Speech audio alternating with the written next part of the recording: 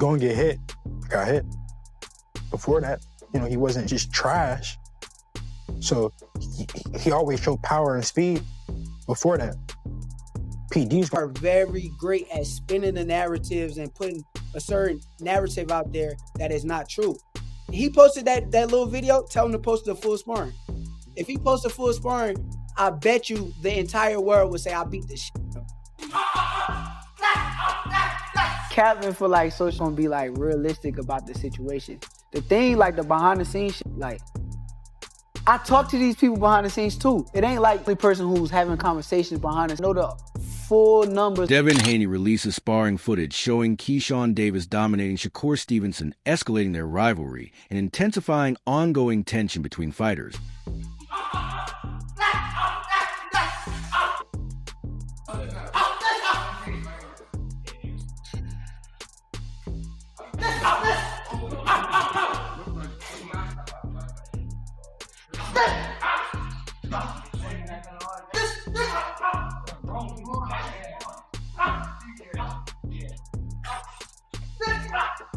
Shakur Stevenson claims leaked sparring footage is manipulated to deny authenticity and says he actually dominated Keyshawn Davis during their training sessions multiple times. Video of you two sparring, and you can hear you say, I guess after one round, like, yo, that's it, I'm tired, I'm done. Did you watch the video though?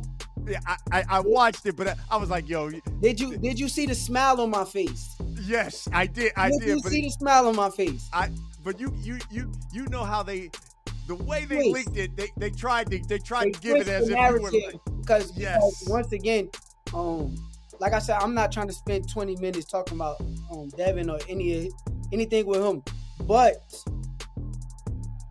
he has media and he has a lot of media people. Talks between Shakur Stevenson and Devin Haney continue for a fight, with Stevenson stating he would accept the lowest payday of his career, emphasizing the challenge legacy and significance of facing Haney in a high-stakes matchup. Just fight him.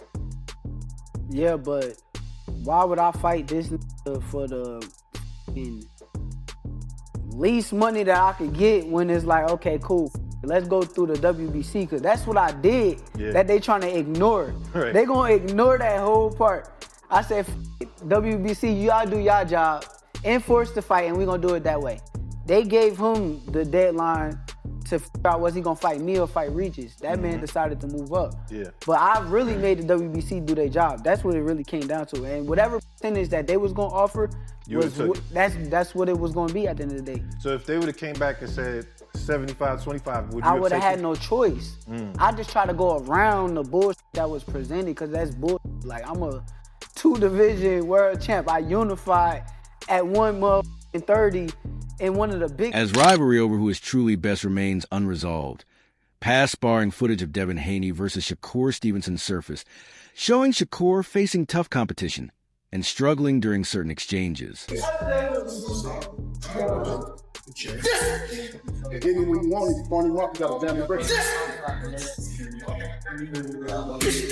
That's it, right there.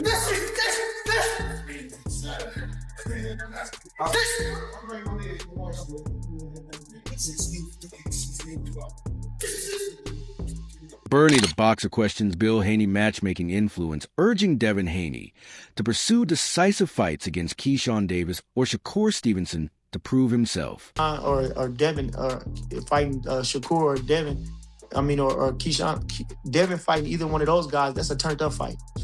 Him, Tank, that's all, that turned up. Feel me? Them is the fights right there. Them is the crest of the crest. People want to see turned up fights. You know, obviously, Bill Haney's get lots of praises for his matchmaking lately. Obviously with the Terrence Crawford and Canelo, and obviously Devin Haney's career, right? But he didn't have no matchmaking with that. He did put that bug in Crawford's ear, but that's it. How far are we gonna go with that?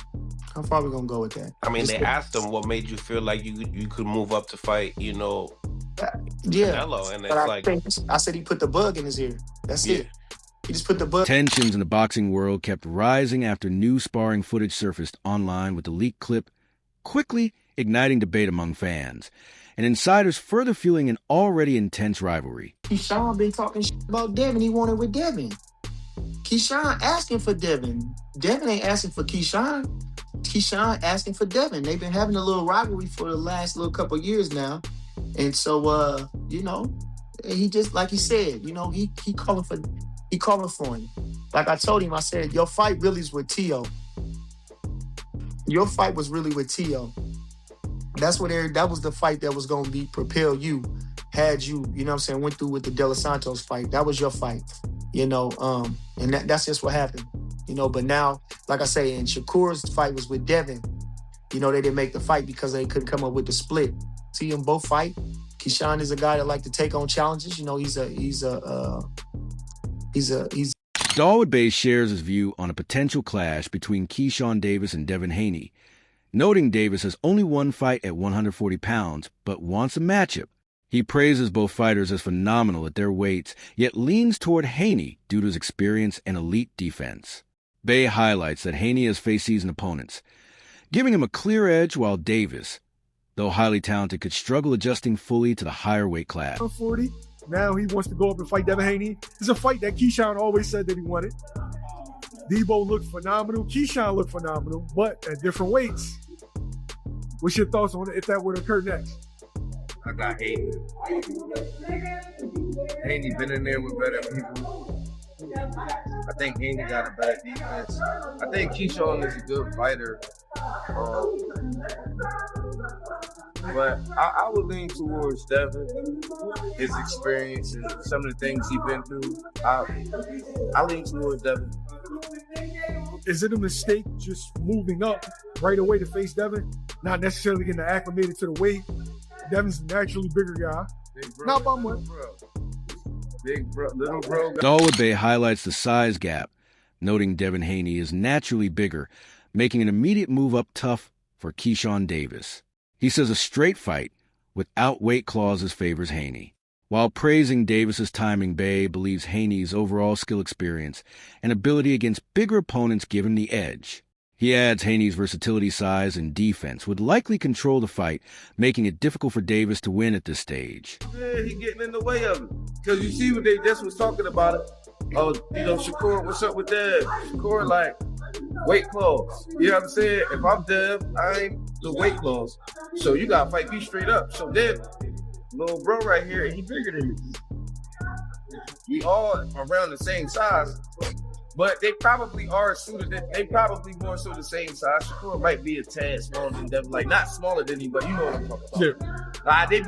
They be like 10 pounds apart in person. And like walk around with. Yeah, they be like that in person. Like that's how Salim is. He's smaller than a lot of people. But he's like fight weight wise, yeah, but like they just be a little bit bigger. I think Dev is probably a little bit bigger than Shakur. At the same time, if I'm Dev, I'm not taking no weight cut or none of that. Shakur, you gotta fight me straight up. The analyst notes Devin Haney is fully available, making a fight with Keyshawn Davis very realistic. He highlights Davis's impressive win over Jermaine. Ortiz's feat, even Vasyl Lomachenko, didn't achieve boosting his credibility. While Ryan Garcia prepares to face Mario Barrios, Haney could target the winner next. However, the analyst questions Garcia's consistency, comparing his unpredictability to Julio Cesar Chavez Jr. and doubting his discipline. This is A1 steak sauce. Reason being, as we know, Devin is not occupied.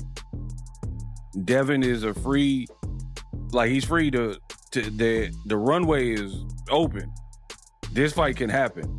Keyshawn got through his last challenge. Jermaine Ortiz did it in fashion, got to knock out nobody from Loma to T.O. None of them knocked out Jermaine Ortiz.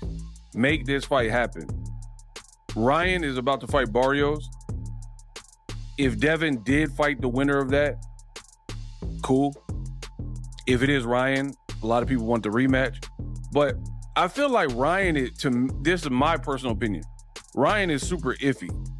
Super iffy. So you don't know what to expect. The analyst stresses that the Haney versus Keshin fight deserves priority due to its clear, compelling matchup.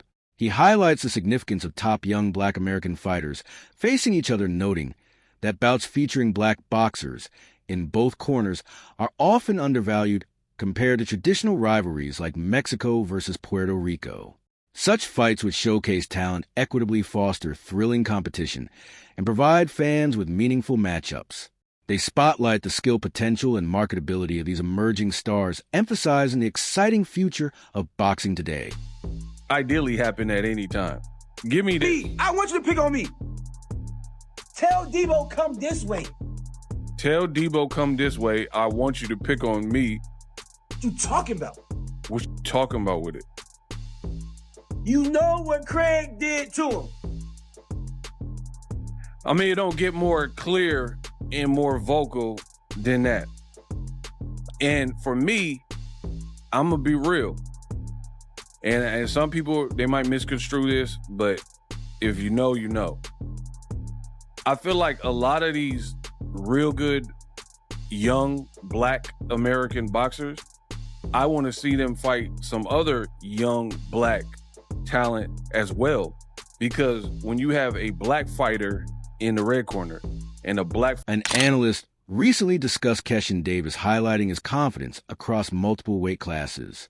Davis considers himself dominant from 140 to 147 pounds and is interested in facing Jermaine Ortiz before moving to welterweight. The analyst praised Davis's strong performances, noting his speed, timing, and technical skill, which solidify his reputation as a formidable contender and an emerging talent capable of making an impact at various levels in boxing. Nobody can beat him from pretty much 40 to 47. And he says he wants to fight Jermaine Ortiz and then move up to welterweight, which would be perfect because, like I told you, I really am the best in this business. Like, everything I say is like clockwork, right? It's amazing to me. Sometimes I amaze myself. So what am I talking about? I literally just said welterweight is dry. It's a stale, stagnant, horrible division right now. Not too many ways to mix and match the guys. And then the guys you could mix and match are pretty much busy. The Ryans, the Barrioses, and the Rollies, as I mentioned at the beginning of the video. And I told you it's going to require, this is how it works. Analyst acknowledges Keyshawn Davis's confidence, but warns that moving up in weight comes with significant challenges. Facing naturally bigger and stronger opponents demands careful preparation and strategic adjustments. While Davis possesses talent, the analyst stresses that experience and tactical versatility are crucial when competing against seasoned fighters in higher divisions. Matchups featuring young, ambitious boxers are especially valuable as they allow fans to witness skill adaptability and competitiveness firsthand. Ultimately, Davis is framed as a rising star with immense potential, but to maintain his upward trajectory, he must navigate weight transitions, thoughtfully proving himself against top-level competition while continuing to develop his craft and showcase his abilities in meaningful bouts. Then, when people can't make 40 anymore, just like Jerron Boots Ennis couldn't make 47, and he moved up to 154, now 54 is cracking. They got 54 out here cracking. Tons of names where you can mix and match the Funduras, the Virgil Ortiz, Jermell Charlo, possibly Errol Spence, Murder Zylev, Boots, right? You got tons of ways you can mix and match these people. 47 right now is dry, so it's going to take Shakur's and the Keyshawns and Gary Antoine Russells or the El Rayos, you know, different Edwin De Los Santos, Matias, different guys to move up to start to purge and like fill out the division. Right now, it's not many options. Again, Devin versus Louis Crockpot is a terrible fight. And Roy Jones Jr. shares a perspective on a potential Devin Haney versus Keyshawn Davis matchup, emphasizing timing, weight, and overall readiness. He acknowledges that both fighters are highly skilled, but moving between divisions presents challenges that could impact the fight's outcome. Jones Jr. highlights weight management as crucial, suggesting a catch weight around 143 to 144 pounds to ensure a fair and competitive bout. He notes Haney's experience and defensive prowess give him an edge, while Davis's speed, timing, and technical skills make him a dangerous, opportunistic opponent. Stylistically, the fight would test adaptability, pitting Haney's composure against Davis's precision and quickness. Jones Jr. concludes that careful planning around weight and strategy is essential for control, making the bout exciting yet tactical. And for him to do that means that the weight was probably an issue.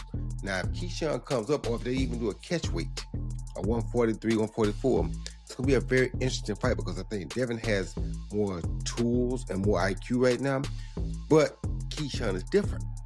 So when you got a guy that's different, and that's why I also said that he's not just back, he's different. You understand me? So when you got a guy that has that intangibleness about him, where he can be a different guy when it's time to be a different guy, you can never count him out. However, if I was pushing Keyshawn, I would have another fight or two before I fight Devin, just for experience purposes. And if I was Devin, I would try to jump on it right now before he gets those couple fights, because the more experience he gets, the harder he's gonna become to beat. Yeah, that's going to be a tough fight, for Keyshawn Davis. And I think in many respects, Devin Haney too. You can't take Keyshawn Davis light. He can really fight. Mickey Bay provides a measured take on a potential Shakur Stevenson versus Devin Haney matchup, prioritizing realistic analysis over hype. He notes that Haney's experience gives him a clear advantage, especially in handling high-pressure situations. Bay explains that moving up in weight is unlikely to pose a problem for Haney, as his skill preparation and adaptability equip him for new challenges. Confidence and composure are crucial, and Haney has already demonstrated the ability to perform on major stages.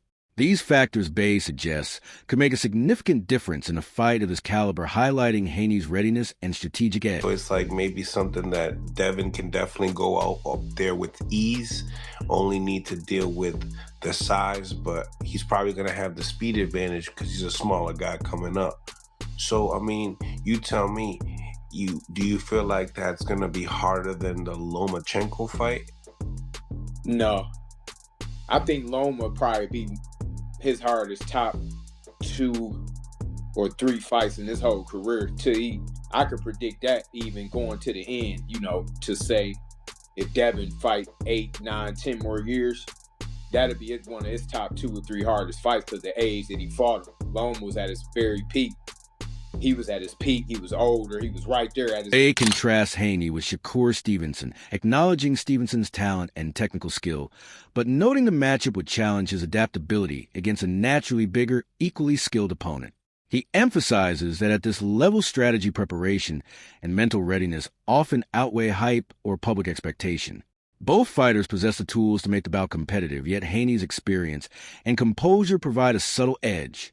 Bay frames a potential fight as a genuine test of skill and adaptability, underscoring the value of realistic assessment over excitement-driven speculation when evaluating high-level matchups. So, no, it won't be as hard as that. But size-wise, yeah, that's a big factor because we saying the dude that was just lightweight a couple years ago, but Dad wanted to be great. That's just something that's in him. It's only a few dudes like that in boxing right now that really want to do that kind of stuff. So, he got my blessing in making the fight. Like, Bill did ask me about it maybe a few weeks ago. I don't know how much further it got, but he did ask me what I thought. Like, easy work. Pretty much you can see he's willing to fight anybody. Like, he doesn't really care who he fights. He'll fight now too. It ain't no, we ain't doing no weight class or none of that. That's a wrap for today's episode.